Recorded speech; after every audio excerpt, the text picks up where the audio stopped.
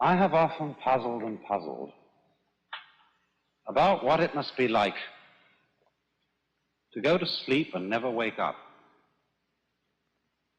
to be simply not there forever and ever.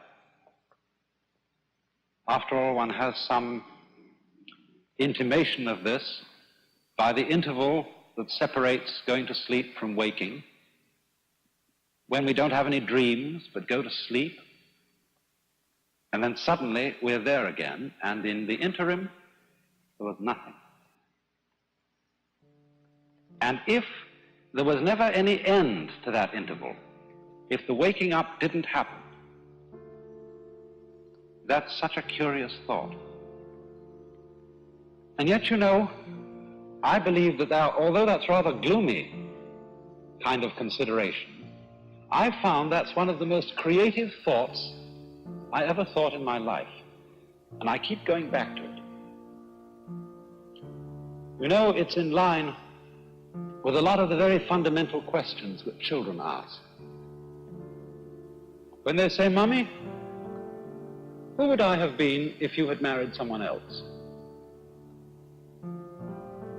These are the kind of questions that make us puzzle profoundly about our existence.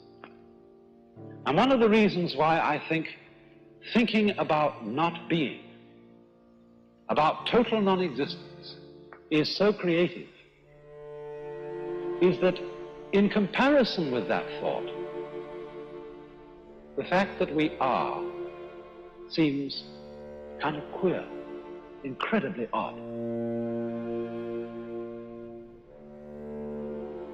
But you know, in the Western world, I suppose we have two dominant ideas about what happens to us when we die.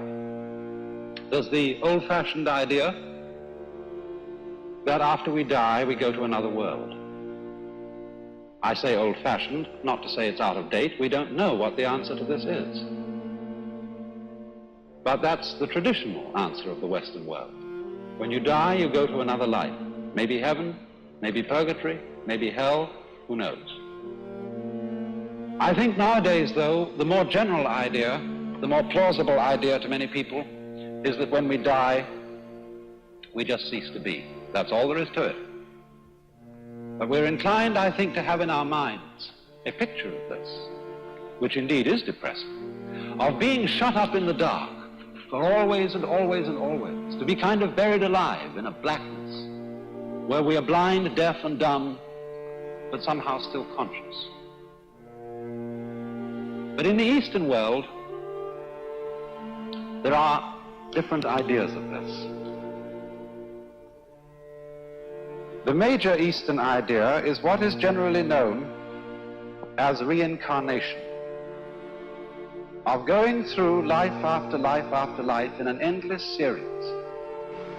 Now, of course, when any idea like that is explained, the first thing that we ask is it true?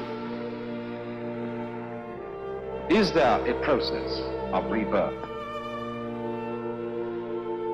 But you know, as this idea is held by deeply thoughtful Hindus and Buddhists, it isn't a belief in something which we can't prove. It's really quite a self-evident notion. Think of it in this way. Supposing I make two statements. Statement one: after I die, I shall be reborn again as a baby, but I shall forget my former life. Statement two: after I die, a baby will be born. Now, I believe that those two statements are saying exactly the same thing. And we know that the second one is true. Babies are always being born. Conscious beings of all kinds are constantly coming into existence after others die. But why would I think that the two statements are really the same statement? Because after all, if you die and your memory comes to an end, and you forget who you were, being reborn again is exactly the equivalent of somebody else being born. because we have no consciousness of our continuity unless we have memory. If the memory goes, then we might just as well be somebody else.